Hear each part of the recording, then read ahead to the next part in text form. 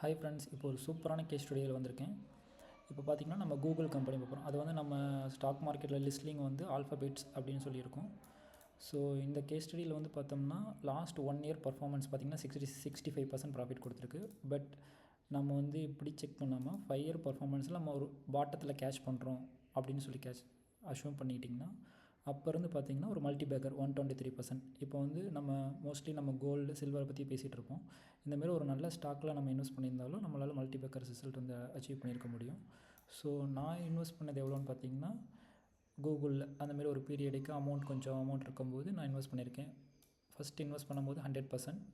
இந்தமாரி கூகுள் ஃபினான்ஸில் வந்து ஒரு ஆப்ஷன்ஸ் இருக்குது. இந்தமாரி நம்ம ஸ்டாக்கை ஆட் பண்ணிவிட்டு ஒவ்வொரு பீரியடுக்கு இன்வெஸ்ட் பண்ணும்போது அந்த எவ்வளோ அமௌண்ட் வாங்கணும் அப்படின்னு சொல்லி இதில் ஆட் பண்ணிட்டோம்னா எவ்வளோ பர்சன்டேஜ் இப்போ வந்து ஒரு 17% ப்ராஃபிட்டில் இருக்குது. இப்போ நான் அடுத்த இன்வெஸ்ட்மெண்ட் வந்து கையில் இருக்கும்போது நான் வந்து இப்போ இன்வெஸ்ட் பண்ணலாம். இந்தமாரி ஒரு இன்ஃபர்மேஷன்ஸ் உங்களுக்கு நிறையா தேவைப்படுது. அடுத்த மல்டி பேக்கரை நம்மளால் கண்டுபிடிக்க முடியுமா அப்படின்னு சொல்லி வேணும்னா என்னை ஃபாலோ பண்ணிக்கோங்க. தேங்க்யூ.